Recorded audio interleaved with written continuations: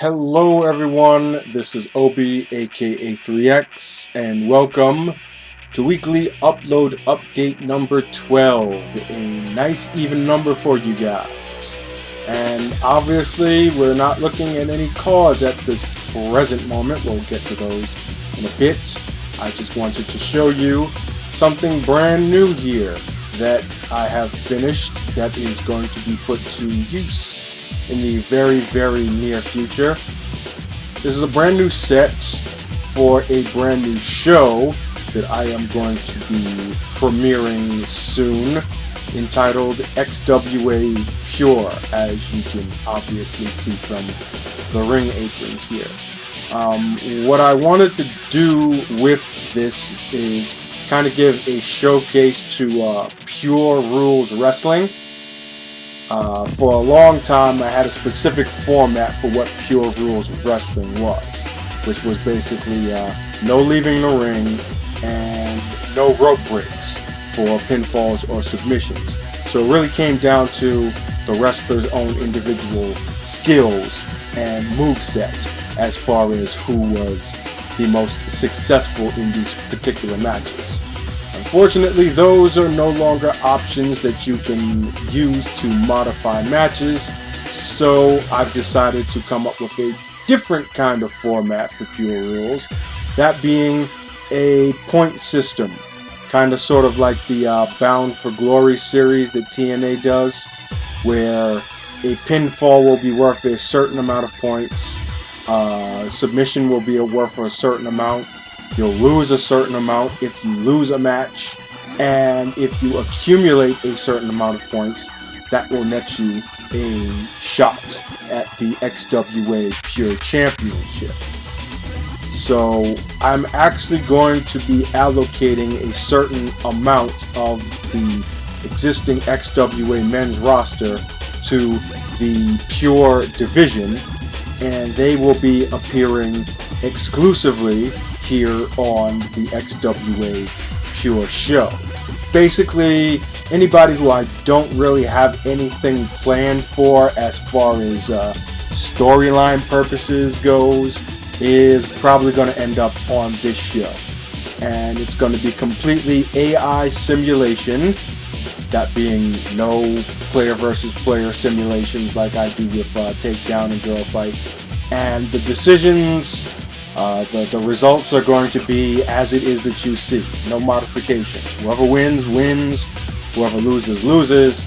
And yeah, the Pure Championship is going to end up becoming a pretty hot commodity because of this. Because I envision it's probably going to change hands a couple of times over the course of the existence of this particular series. But yeah, that will definitely make things interesting as far as that particular championship goes, which is currently in the hands of Chris Cade, who is a card that my brother makes. He's actually complete. I just have to wait for him to upload the guy, that way I can download him and add him onto my roster, and we'll be going from there. This set obviously is a lot smaller than any of the other arenas or shows that I have made. It's also situated in one central location, that being my hometown, New York, of course. I really wish they had a arena design that was small but was kind of reminiscent to the Hammerstein Ballroom, which is where they've had a couple of shows. Monday Night Raw actually emanated from there for the first couple of years, I think, that the show was around. They also had ECW One Night Stand there. ECW in its original form has had quite a few shows there. It's basically a little concert hall that's right across the street from Madison Square Garden, like literally next door neighbor to Madison Square Garden. And it had a lot of character to it, especially with the two-tiered audience or balcony or such like that. It was really an intimate setting that was pretty cool for wrestling shows. And I would have thought that they'd have had something like that here in this game, but apparently not the case. Instead, the small venue that we get is a replica, if you will, of the Full Sail arena that they have NXT, so we gotta go with that.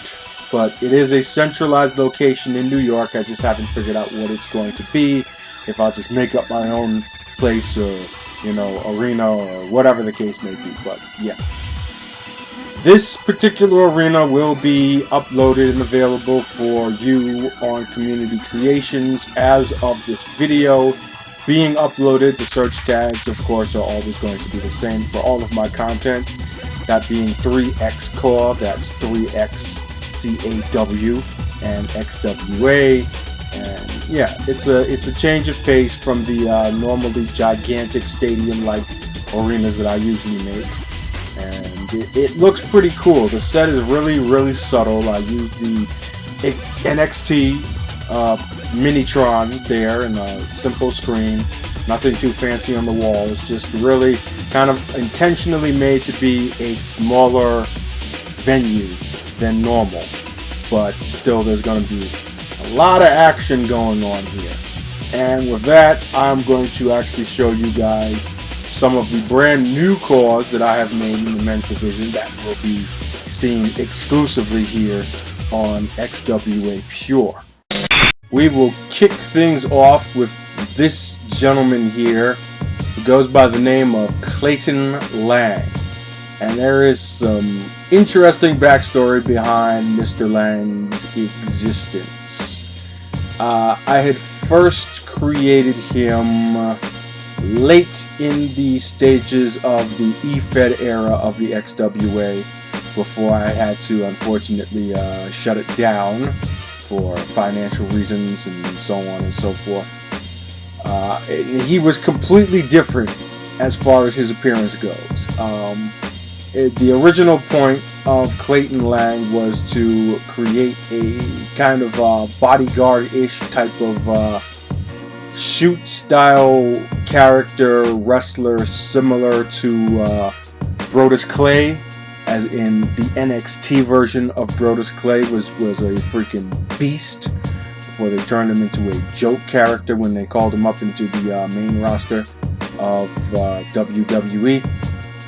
And over the course of the years, that character eventually became what it is that is now Rottweiler, which obviously took a whole bunch of different side directions as well, from being a Brodus Clay type character to being more of a Kimbo Slice / Craig Marduk Vale Tudo MMA style character that you all know and love as Tyson Blackheart's Enforcer. So when I revisited the name of Clayton Lang, as I was going through a list of names of old CAWS that I was looking to try to recreate in some way, shape, or form to fill out my roster, I decided to make some changes. Obviously, he wasn't going to resemble Brodus Clay / Tyrus anymore. Instead, I decided to give him more of a hybrid look between that of Rodney Mack, who was around during the in-between phase of the Attitude Era and the Ruthless Aggression Era on Monday Night Raw. You might remember he was managed by Teddy Long for a while. And the other influence is Bad News Brown, who is one of my favorite heel wrestlers in the golden age of WWE / WWF, back when Hulk Hogan and Ultimate Warrior and Macho Man and so on and so forth were the top guys of the era. Bad News Brown was a legit badass mofo, for those of you who don't know. His main claim to fame was being a streetwise heel character, and he had some noted rivalries against the likes of Jake the Snake Roberts and Roddy Piper. And he was probably the first heel that I actually liked for whatever reason. Obviously, it had to be his attitude because, you didn't really get those type of guys back then in wrestling. It was normally kind of comic book cartoony style where the good guys were really good superhero type guys and the bad guys were more, larger than life, just really villain type characters, not something that is possibly relatable to real life, which was kind of one of the reasons why that rivalry between him and Roddy Piper was pretty cool, because Roddy Piper was also that type of heel that was really realistic in his approach. And at that time, Roddy Piper was actually the face. So think about that for a while. Roddy Piper being probably one of the greatest heels in the history of pro wrestling, and Bad News Brown got under his skin. So yeah, that just puts that into a certain perspective. So yeah, that was an easy inspiration for me deciding I wanted to repackage Mr. Lang here into a different animal. And it plays well into the Pure Rules format or environment, if you will, because it's going to have a lot more of a shoot wrestling style, I guess you could say strong style, possibly kind of feel to it, where the feel of the characters on the roster are going to have more of an MMA kind of edge to them. A little more serious, not so flashy or showy. In actuality, most of my male characters are not too flashy or showy. So what am I doing saying that, right? But you'll get the basic premise of what it is that I'm going for when it is that you actually see the show and how it plays out. So that being said, into the actual design cues for the attire itself. The trunks, you have a bull here in kind of a tribal design using one of my many favorites Photoshop styles, along with the Lang name logo, an alternate bull on the backside of the trunks, and then you got the Lang name on the hand wraps or sleeves, whatever you want to call them, and the kick pads. And then you have the tribal bull there, and a bear. That is a bear. It might look like a tiger, but it's a bear. It's kind of faded out because, that's just how tattoos look like on dark skin, because tattoo ink's transparent, and transparent ink doesn't show up too well on dark skin, which is why black people can't have tattoos with colors in them, because you never see the colors. But yeah. The reason I used a bull and a bear as the tattoos is because Mr. Lang comes from Chicago, Illinois, and bulls and bears are pretty popular animals in that particular city. And as you will see in his alternate attire, whereas his primary attire is black and red and has a bull on it, which is obviously a reference to the Chicago Bulls of the NPA. His secondary attire uses kind of a navy bluish color to it with some orange shade, and you will see in place of a bull you have a bear, kind of a metallic looking bear, but it's a bear. And then on the back the same kind of tribal-ish bear logo with a variation of the Lang name logo as well. And it's pretty easy to figure out that this color variant is derived from the color scheme of the Chicago Bears. I kind of messed around with putting the varsity stripe thing on the hand wraps, like how the Bears have the stripes on the sleeves of their jerseys, but it didn't look right to me. So instead we decided to stick with the solid colors, and it really comes out looking good, despite the fact that it's a lot of solids and just a handful of logos going on. But that's the idea. He's got a simplistic look to him, really kind of a streamlined, sleek look, and then you got the color coordination to symbolize his love for his hometown, repping the south side of Chi-Town, Chirac, if you will. And yeah, the moveset is pretty much derivative of, as it is that I said, his two inspirations, basically. So he's got a mixed bag of submissions, strikes, throws, a lot of suplexes.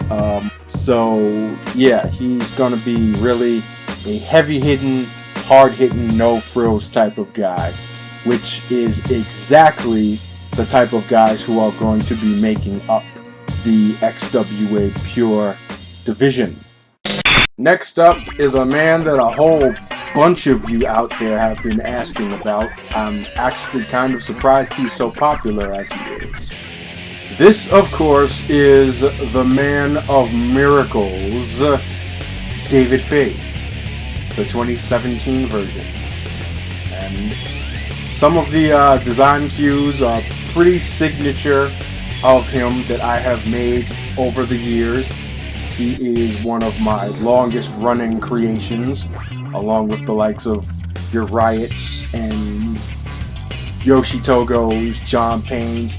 He's one of the veterans of my core universe.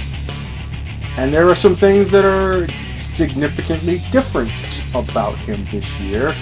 Most notably the fact that he has ink. Yes, he has joined the rest of modern society and now has tattoos on either arm. Of course, I wanted to keep them a theme, that being, you know, kind of angelic or biblical type of theme. So you got an archangel on one side, and then on the other side, this kind of tree cross thing going on here. Of course, you can't actually see the cross in total because it stretches and fades out as you make it larger. Really wish they would do something to fix that, or like negate it entirely, so that you can use entire designs on entire parts of the body or parts of clothing. But rant over, I will superimpose the actual design on the other side of the screen there so you can see it in its original form. Of course, the thing that stands out the most on his primary attire actually is the front design on the singlet. This here is actually a widely used tattoo design for backs and some people's arms. Yeah, kind of sexy angel thing going there. I used the blending options in Photoshop to remove the complete black background because I didn't want him to have black for both of his attires. It's always been one white, one black, or one of a different color and one black, or one white, one of a different color. So this year for this first version of him is white and black, and you got kind of like the jagged edge thing going there. I like the look, so I kept it. Decided not to fade it out or anything like that, but it's got that kind of airbrushed Rob Van Dam / Ryback look to it from a distance, and aside from that, it's just pretty sexy looking. So yeah, that's just how that is. The rest of his design is pretty similar to how it is that I've always made him, where you've got the crosses as a prominent element on his boots. I didn't want to overdo it on the knee pads, so I kept those clean. And then you got the hand wraps, which will always color or match the color of the crosses, which in this year's case is going to be red and black. because I'm completely unoriginal. Yes, I know. And yeah, really simplistic design this time around, which has been the case with a lot of the creations that I've made, because you can use logos that are already pre-made and just kind of adapt them to the attire that you're creating, and there's not really a whole lot of work that goes into that. The exception, of course, being if you're making female CAWS, which is a completely different story altogether. But with male CAWS, it's always fairly easier to do because the elements are all there. It's just a matter of putting it all together. So, let's take a look then at his entrance attire. As always, kind of inspired by that of Kurt Angle / Team Angle when they used to come out with the hoodies, kind of blending that athletic Olympic style to real wrestling. They were actually amongst the first guys, I think, to come out in like hooded sweatshirts. Things aside from robes or, you know, merchandise t-shirts in WWE or in wrestling in the East. I mean, the Western world, I should say. It's always been a big thing over in Japan because, you know, promotion, so on and so forth. So, same elements pretty much. The sexy angel on the back, the cross and faith logo in the front. This looks like something that I would probably rock if it were an actual shirt. You know, if it was actually something that you could buy, I would definitely get my hands on this one. And show my support for Mr. Faith, because he is one of my favorites, as well as one of your favorites, obviously. So yeah, he's going to be a proponent in the Pure division, and one of the veterans of the Pure division, obviously, was within the grasp of becoming the first of the new Pure champions in the Only the Strong tournament, before that whole thing happened with him and Adrian Aries, who I think I might actually throw in the Pure division as well. But maybe not, because he is actually a story call, because he's involved with Villainy, which is Tyson Blackheart's stable, faction, what have you. Basically, I've got my roster split into two distinctive categories. There are the story calls, which obviously I have plans out for as far as storylines and things of that nature. Then you got guys like Faith, who I don't really have that much planned for, but I make anyway, because he's popular and a lot of you guys use him in your own universes and shows, and, well, not shows, but universes, and whatever it is you do with him. So, this will be what I do with him, basically. And we'll see if he gets his hands on that Pure title over the course of this season. Now, as we take a look at the alternate attire, here we see a more action-oriented theme, whereas you had an angel on the primary title, you have an archangel on the secondary, doing his business to this unfortunate demon over here about to get his head locked up. Yeah. So, there you see the back, Faith logo again. It's a different cross because I wanted to use different ones to kind of make them look a little varied as far as the ring gear goes. Still has that airbrush effect to it, but obviously the feel is different, which is what I wanted to go with in differentiating his primary and secondary attires. Other than that, the rest of the elements are pretty similar, and yeah, that's it as far as his attire design goes. As far as his wrestling style, for those of you who are not familiar with him, he was inspired a great deal by the likes of Kurt Angle, Shelton Benjamin, Charlie Haas, and the Steiner brothers. So basically that collegiate style, amateur style of wrestling mixed in with what we know as professional wrestling. So a lot similar to that of Clayton Lang. He uses a lot of submissions and throws, suplexes, things of that nature. Just kind of a more grounded approach and a little more focused on grappling as opposed to striking, which would be Lang's approach most likely.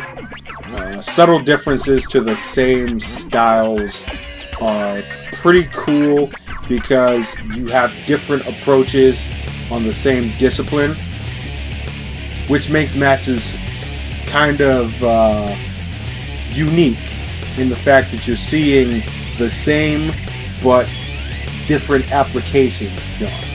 And I ran some matches already between Clayton Lang and David Faith, and they've been some pretty good matches. I mean, we're talking really, really fundamentally sound, kind of strong style, puro, catch-can, old school throwdowns here.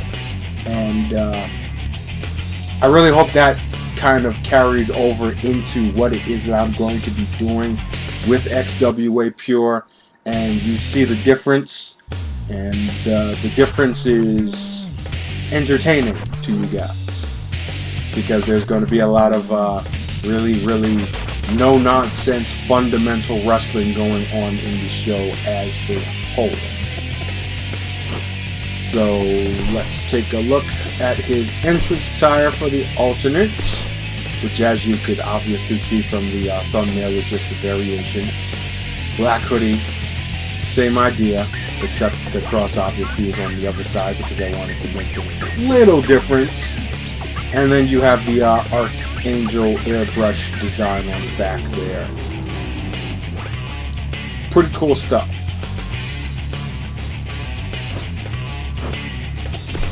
Not much else to say really about Mr. Faith, except for the fact that a lot of guys have been asking for him, like I said before, which is kind of cool.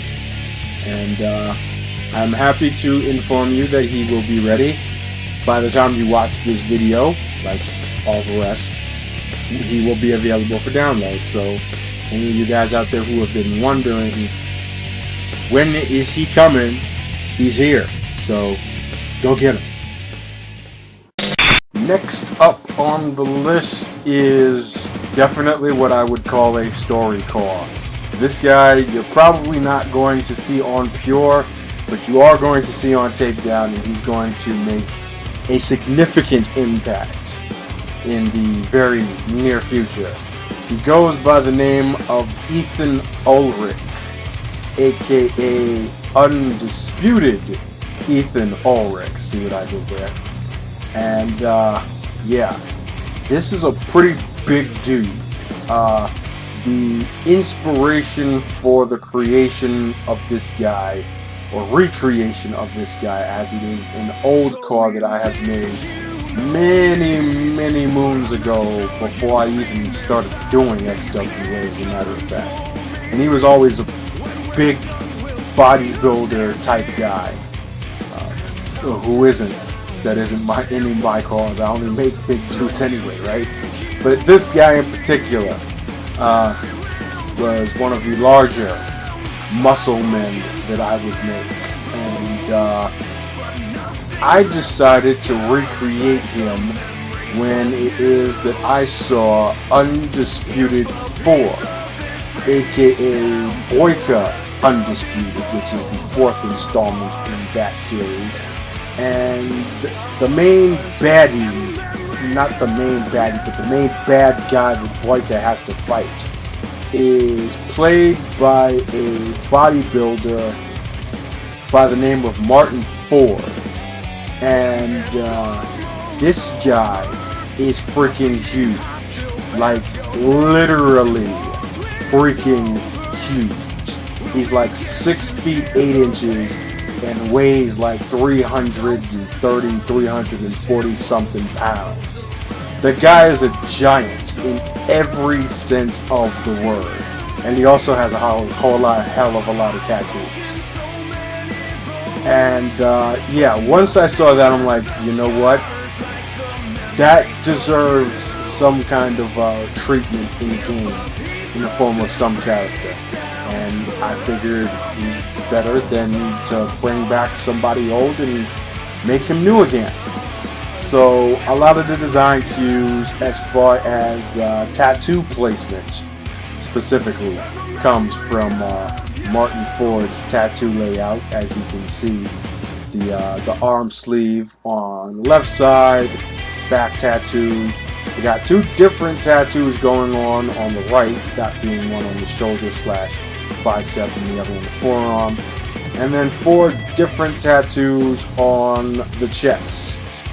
I expended all of my memory for logos specifically on his tattoos.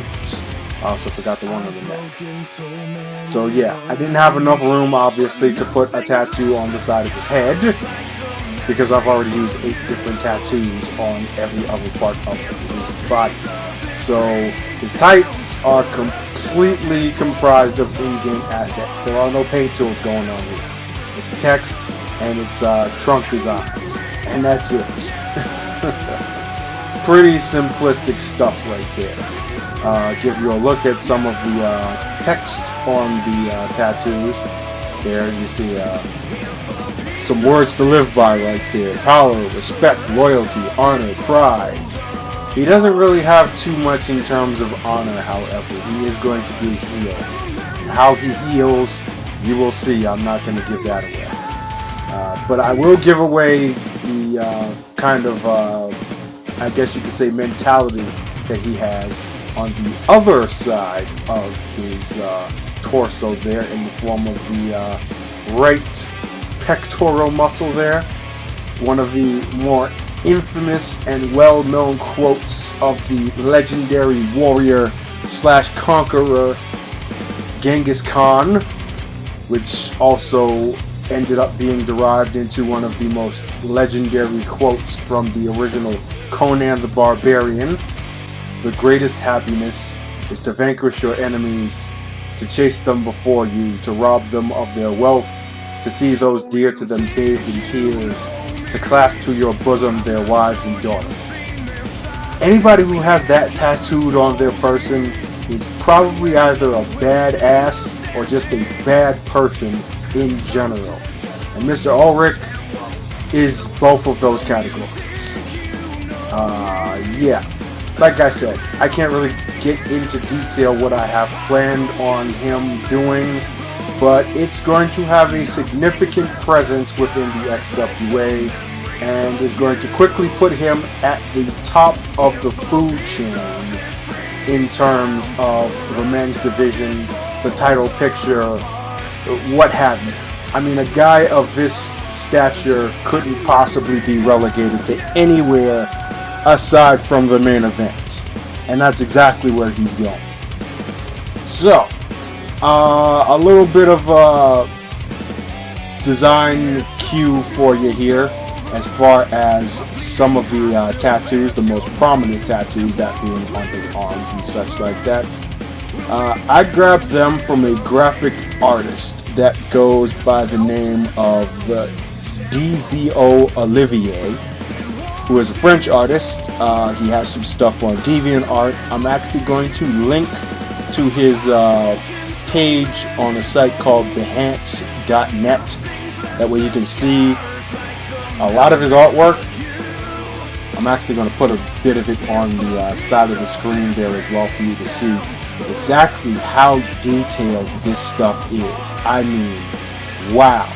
This is some truly amazing line art we have going on here. That's basically pencils and graphic pens like microns and such like that, for those of you who are familiar with art and illustration and such. The level of detail on this stuff is absolutely phenomenal, and once I saw it as I was looking for tattoo designs to try to use for Mr. Ulrich, I was like, yeah, this is going to come out looking extremely well. And sure enough, that's exactly how it ended up. And There's a lot of designs that I pulled that I haven't even used, and I don't even know what I'm going to do with them because my roster is almost full at the moment. So I can't really go back and change tattoos on old CAWS because, you know, this is stuff that I've been using for a long time anyway. So what I may actually end up doing is uploading some of the stuff to community creations for you guys to use on your own creations, and yeah, they're going to look extremely good. Trust me. I mean, just look at the detail on that leg tattoo right there. That's some really ominous looking stuff there in fact as well. And these are just some examples. I didn't even use everything that I had grabbed from the site and from the internet in general on him. So yeah, I did make up my mind though that I was going to use as much of the stuff on him as possible just to keep things kind of uniform, just because of the level of detail and how it just all melds together really well to create one really badass looking motherfucker. And I've said that before on a couple of my creations in the past, but this guy here really stands out as someone who is definitely dangerous. And when you see him in game, because just like Martin Ford, I made him really, really big, he definitely stands out as one of the most imposing creations I have ever made in this game outside of the Riot Squad. And that is saying something right there. So, yeah. At this present moment, he only has one attire, but considering the fact that his attire is so simplistic, that's probably all I need. I mean, if anything, if I change anything up, it'll probably be just a color swap on the tights and keep everything the same color, like white text and graphics and such like that. You could pretty much do that yourself on your own in your own game. So he will be coming to you as is, as you see him right here. And yeah, prepare for a huge challenge,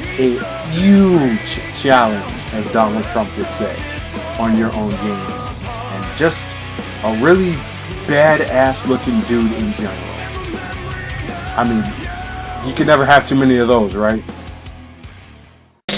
This guy right here goes by the name of Jonny Tama, aka, as you will see here on the tights, the Warbeast.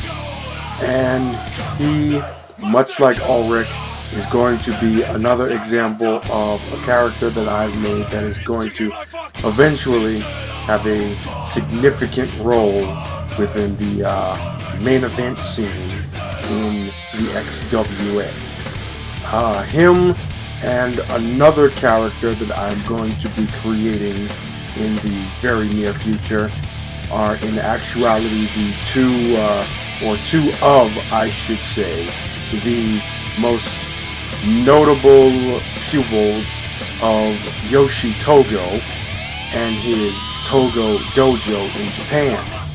So basically, him and this other character, whose name is Sydney Taylor, are going to be kind of the equivalent of Christian Phoenix and Kevin Lassiter to John Payne, who was their mentor.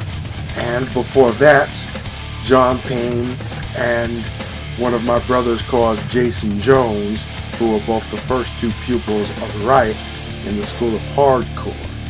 So, going back into the whole dojo / school discipline thing that I have going with a lot of the characters in my universe, Tama here, Sydney Taylor, and Aki-san specifically are the three first and most notable pupils of the Togo Dojo. And then, of course, you have the likes of Payne and Phoenix and Lassiter, who are all disciples, if you will, of Riot. And as I've shown in previous weeks as well, you've got Rob Cosmos, Aurora Shalini, and Jesse Risen, who are all disciples of Magnus von Schwartz. So you'll notice a theme going on here with these characters, and they're going to all play roles in the very near future, on the fact that they're kind of my equivalent of the next generation of XWA superstars, as I kind of introduce new characters to replace old ones that I have not made in a while.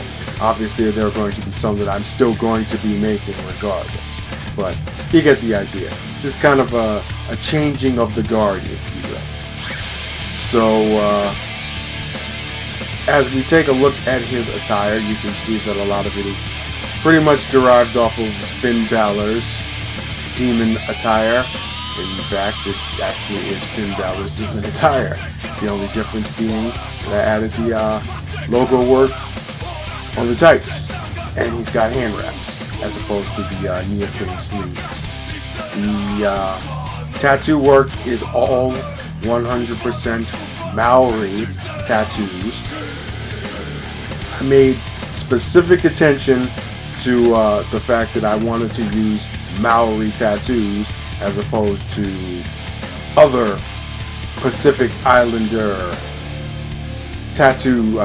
work, or from that area of the world where you have Samoa and Polynesia, and obviously the Maori nation here, which is predominantly based out of New Zealand, which is where Mr. Tama calls his home. As for the face, some of you folks out there who follow rugby over in New Zealand and Australia and that whole Oceania, or is it just Oceania? I forgot how you pronounce it, I'm sorry. But yeah, the face is Ryan Tongia, or is it Tongia? Don't know how to pronounce it, basically. But he's a rugby player out there, and I had this face for a while. I was actually going to use it for Tane Tua, but again, I wanted to kind of be more accurate in the actual nationality of the character, because Tua is Samoan and Tongia is Polynesian, or of Polynesian descent. So, you know, it's just one of those things where I like to be accurate when I'm going with characters from different countries or different ethnicities. Like, if I'm going to make a character from a specific country, I want to make sure that it's based off of a person that's actually from that specific country. Like, you know, if you're going to make a guy who's from, say, Korea, you're not going to use a Japanese face, because there are those differences, you know, and it's just me being a stickler to details. So that's just how that goes. Let's go and take a look at his entrance attire now. Basically a walkout shirt using a similarly designed logo, once again using Photoshop styles to create a beast mode text. The font I actually got from dafont.com, which is where I get all of the fonts that I use for any of my text logos. You should definitely check that place out and have that in the bookmarks there. And it's pretty simple there. Walkout shirt, you know, basic. Didn't want to use like a jacket or a robe or anything like that, because he's not that type of guy. He's another example of a really straightforward shoot style wrestler. So that's what I wanted to go with there. And now we'll take a look at the alternate attire, which is a color variance using the blue and red color scheme. I decided I wanted to go with a darker blue as opposed to the usual light blue or powder blue, because like I said before in other videos, I want to have at least one attire for each of the students of the Togo Dojo that matches that of Yoshi Togo's primary color scheme, which is blue and white. But that shade of blue just didn't go well with this particular character. I wanted to keep it with a darker tone, and yeah, so we decided just to go with kind of a navy bluish thing. And yeah, it works out. The teeth logo is a little different, more comic style, and the text on the secondary attire is actually pretty significant to a ritual from the Maori nation called the haka, which is something that Maori warriors did to their enemies before battle, and it's been carried over into rugby over there, more prominently used by a squad by the name of the All Blacks.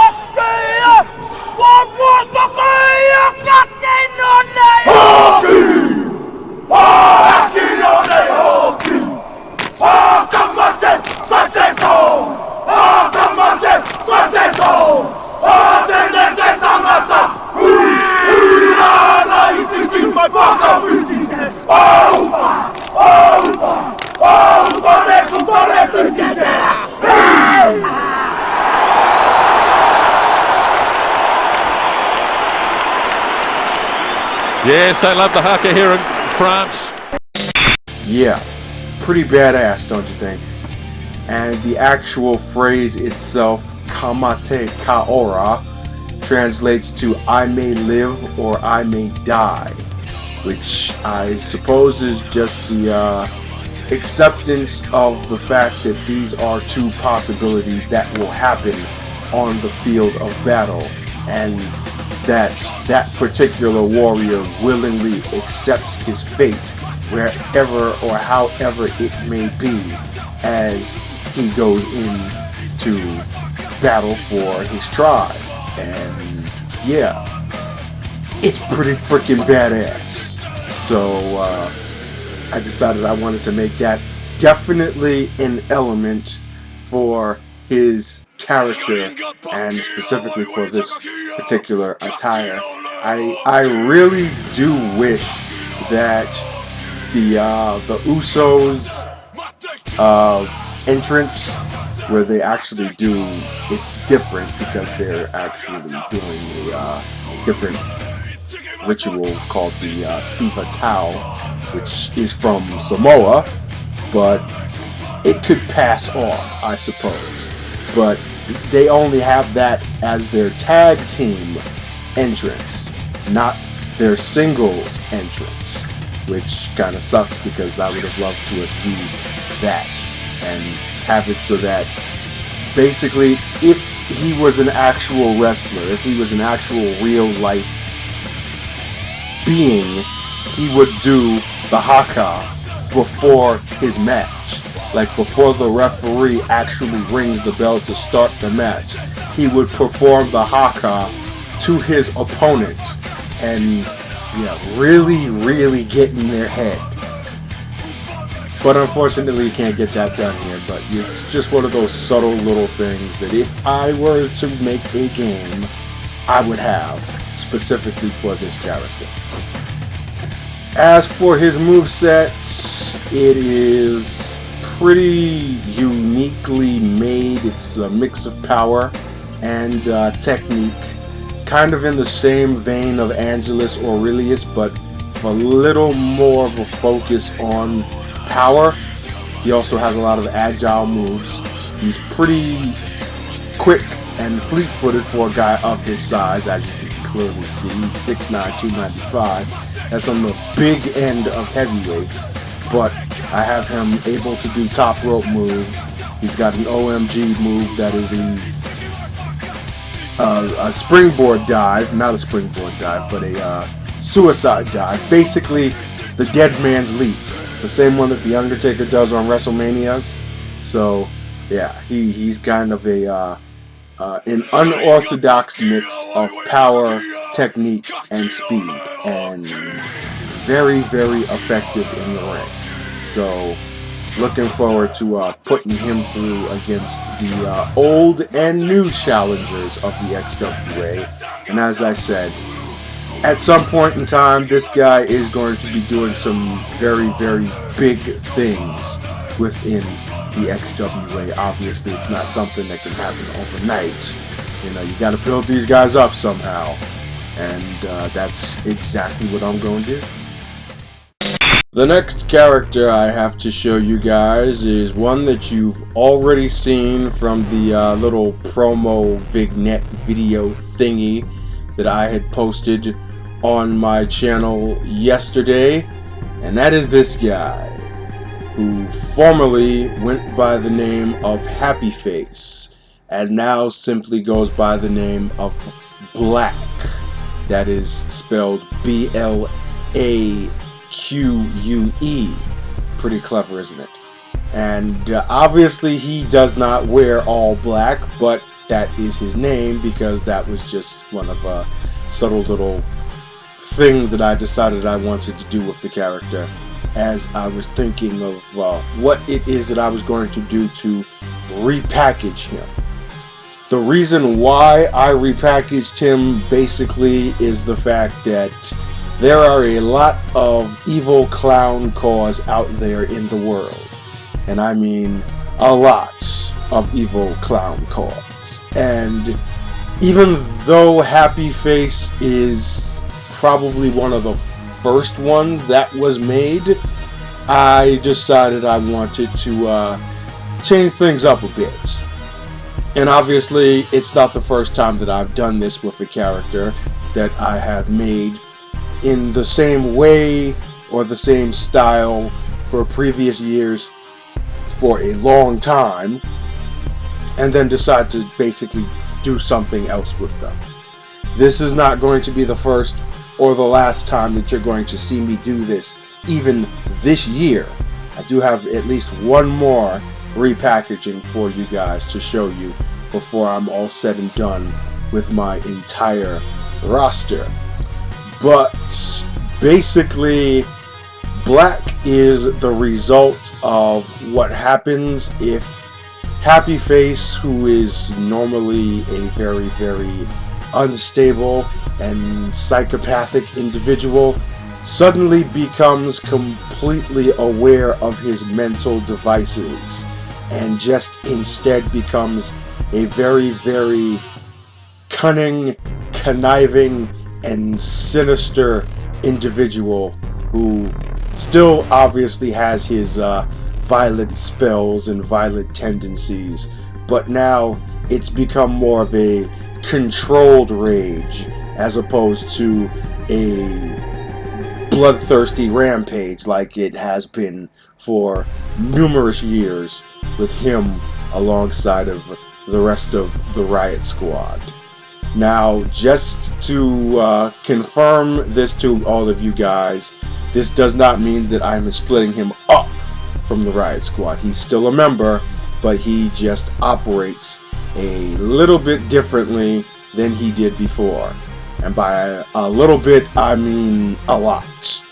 You will see this in context when it is that I actually introduce him into the XWA fold for the next episode of Takedown, or whenever it is that I decide I want to bring him in. It might be XWA Live if I decide I want to do one of those before the next episode of Takedown.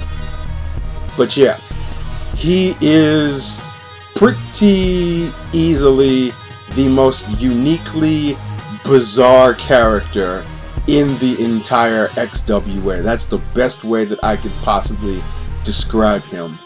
Bizarre. Like old school Gold Dust bizarre. Just without the homosexual tendencies. Replace homosexual with homicidal, and you've basically got Blaque.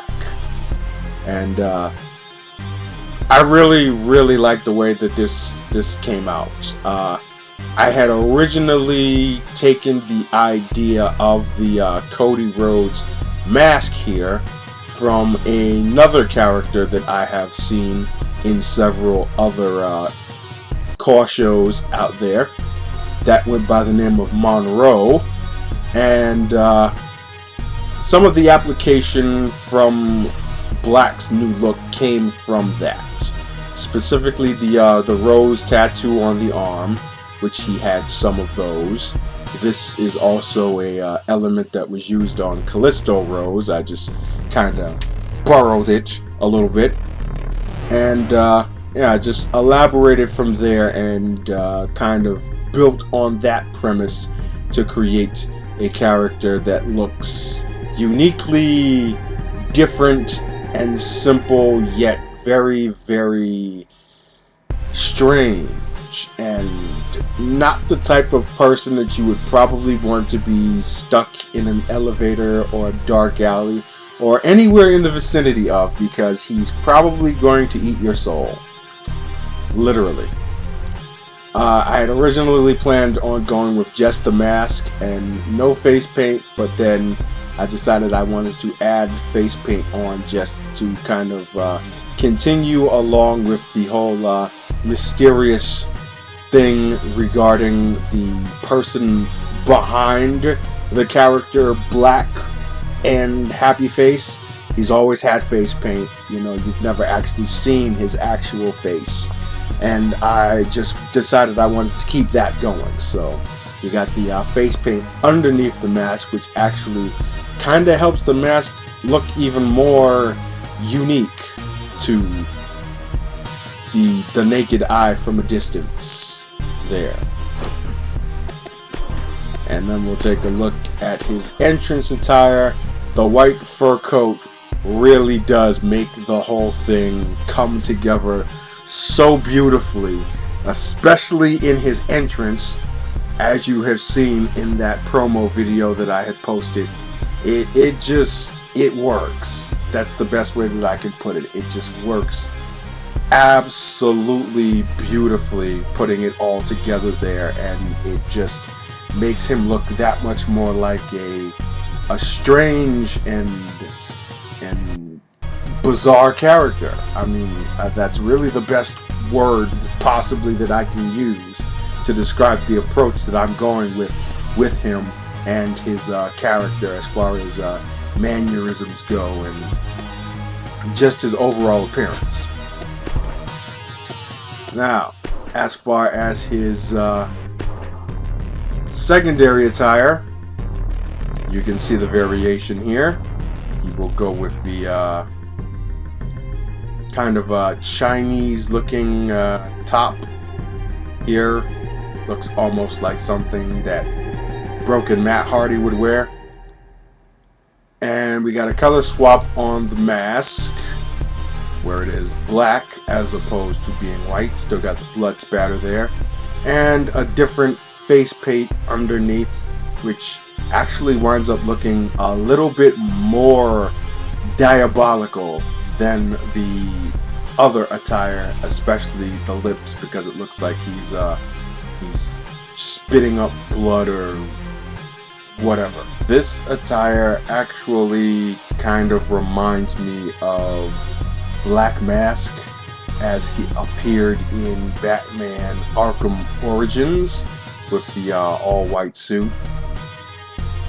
I might actually kind of elaborate on that a bit in a future update, but for now we're just gonna stick with it like this, and yeah, it looks good just the way that it is without even any further tweaking. But I am eventually going to do some further tweaking, because this here is a character that I'm definitely going to be building on a whole lot more and building up. And yeah, even though he is still a member of the Riot Squad, I'm definitely going to have him involved in his own affairs, if you will. It's just a matter of who it is that he's going to be approaching or pursuing or what have you. Yeah, that's just me brainstorming right now, not really having any kind of specifics for you, but you will see. One thing is for definitely sure, you are definitely going to see a lot of him on shows. And yeah, he's quickly became probably one of the favorite designs that I have made this year, especially out of this batch of characters that I've made so far. Between him and Ulrich, there's definitely some really good stuff going on here. And I've always made pretty decent characters that have impressed me, but just the way that these guys came out really raises the bar as far as my designs go. And it's only going to get better from there, folks. Jumping on back over to the Diamond Division, this woman here you already saw on the season premiere of XWA Girlfight. Now you get a closer look. She goes by the name of Uriko Tanaka. And exactly what is she, who is she, and what does she want? Those are the questions that you are probably asking that at this point even I don't really know myself. All I know is that I wanted to do a little bit of a repackaging on a couple of things as far as Tamarah goes, and she is a catalyst to that. I will be showing you the remade Tamarah right after this, but she, as in Uriko, plays a role specifically in that of the storylines of Tamarah and that of Miyoko Shinsuke. Kind of giving you a wee bit of a spoiler there, because that's not anything that I had elaborated on in Girlfight. This was just more of a formal introduction.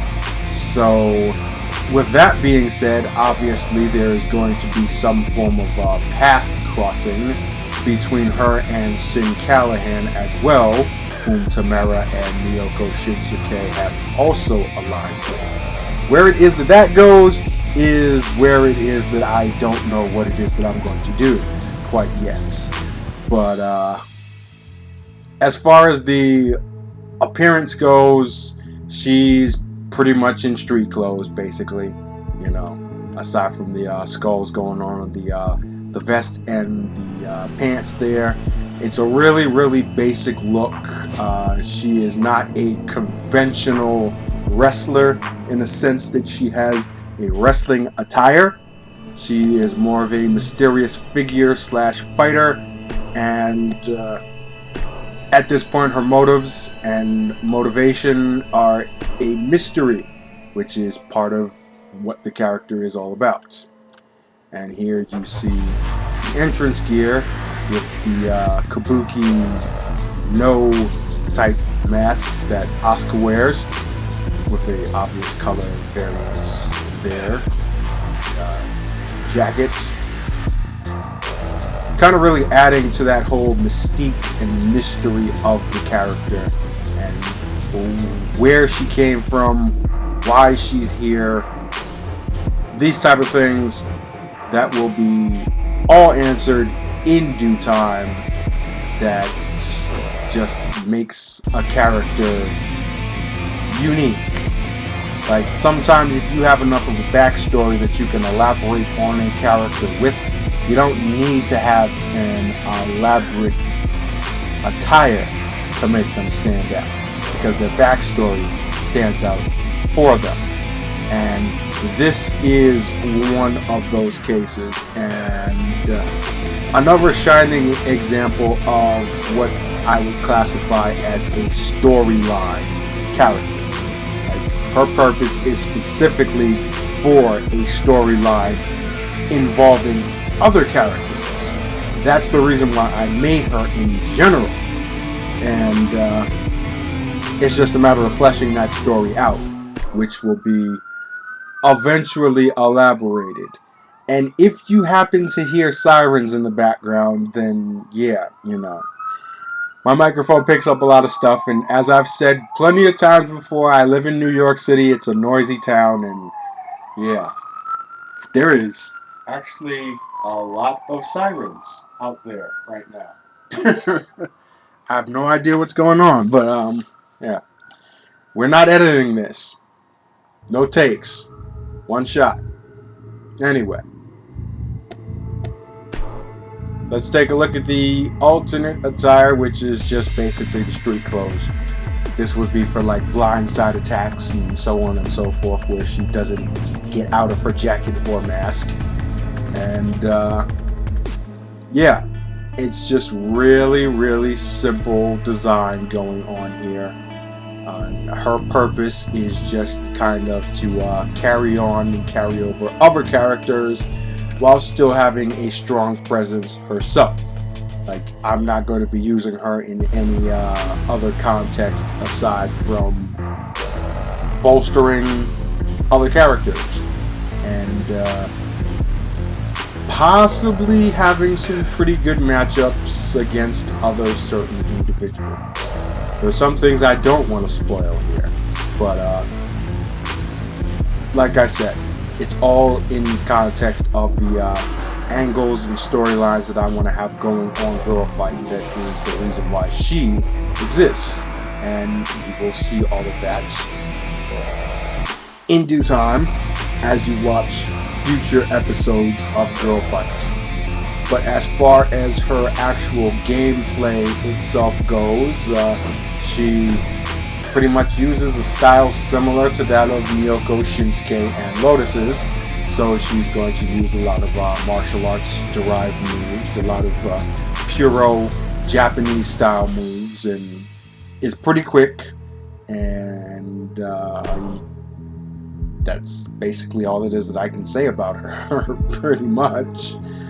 She will be uploaded for anybody who is interested in having her on their roster. And so here we have the tremendously repackaged version of Tamarah, who looks obviously very, very different from when it is that I had last showcased her on a weekly upload update video in many, many different ways. Now, where the idea for the change came from, I'm not gonna lie here, I took it from another character, from another show that I saw. There is another CAWS show out there called Total Knockout Society, and one of the characters that is on that particular show goes by the name of Zada Ion. That's her ring name, actually.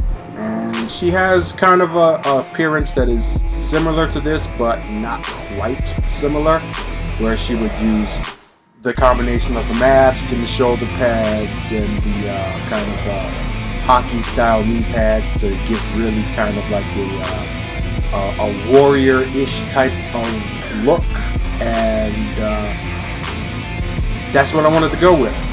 I thought that that was a pretty good change of pace for the character to kind of differentiate her from the Awesome Kong-ish look that I had previously had made for her.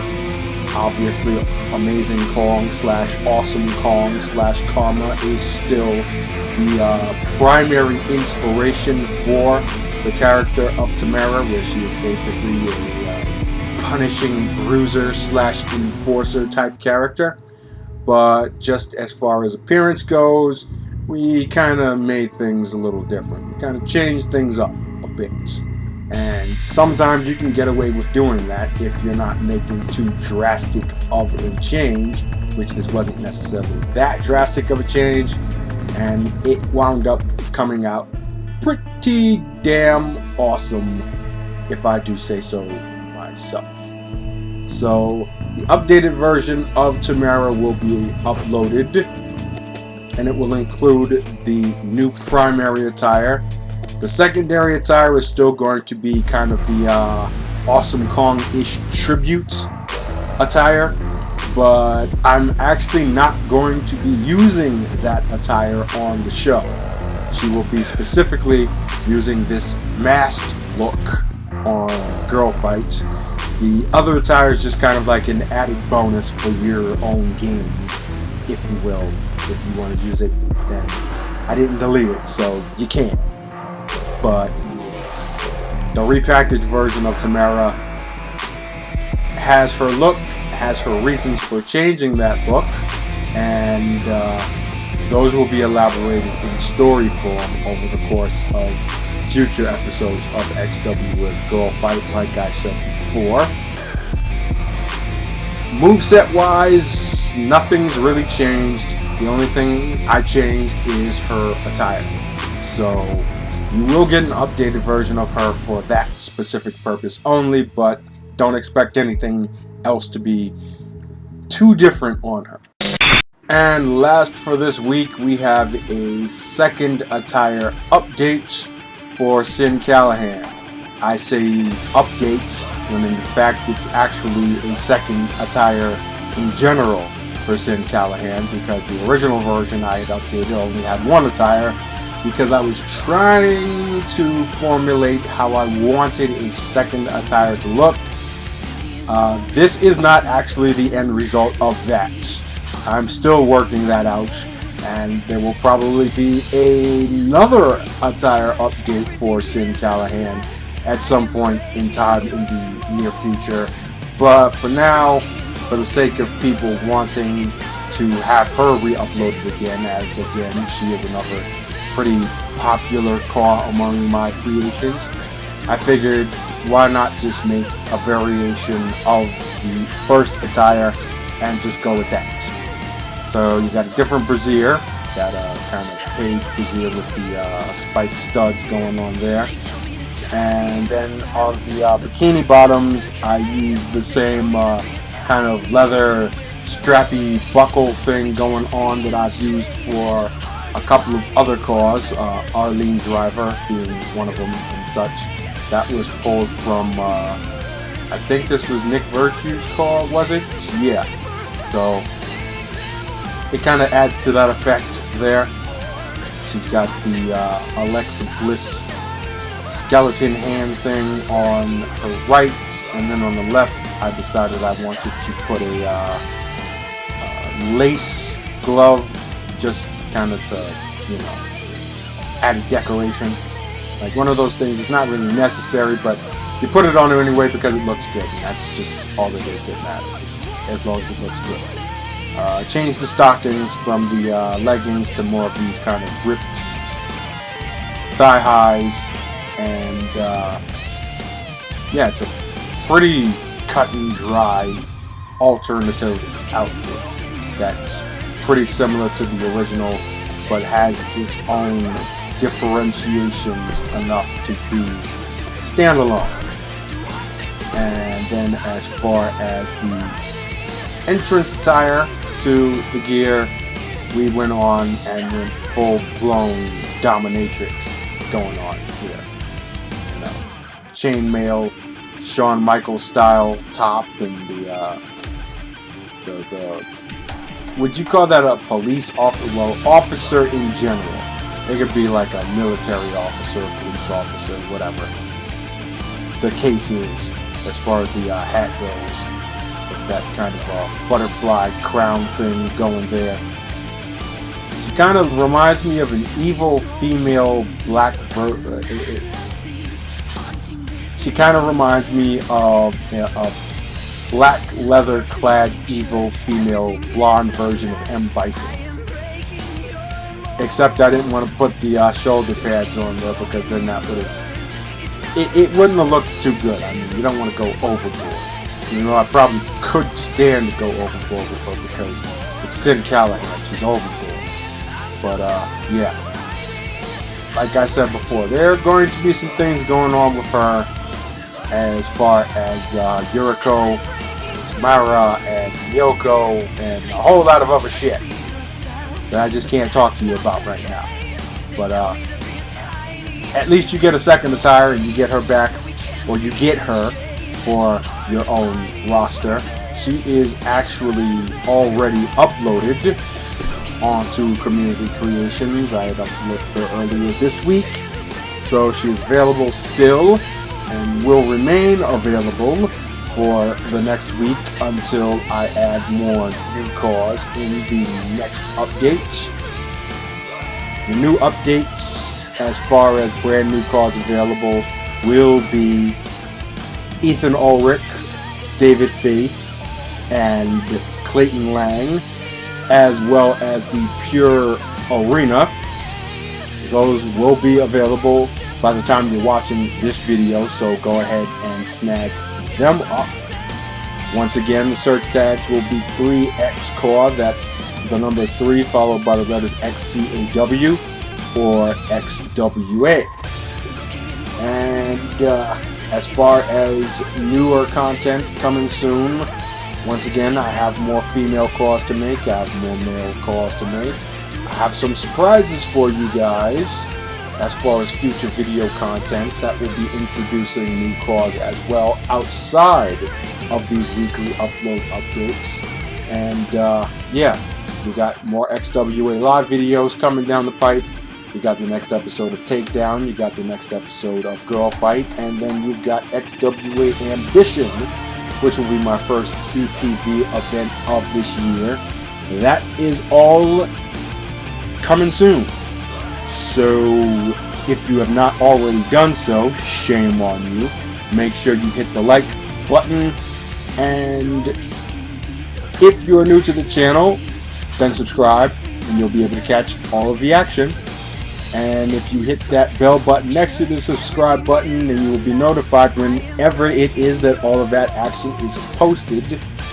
Join the notification squad and be the first to comment first when a new video comes up, and maybe you'll actually be first, who knows. It's happened before, it has, and it's pretty cool when it does. So yeah, make sure you take care of all that. In the meantime, thanks for watching this video. That will do it for weekly upload update number 12, and I will see you guys in the next one. Until then, this is Obi aka 3X signing off. See ya!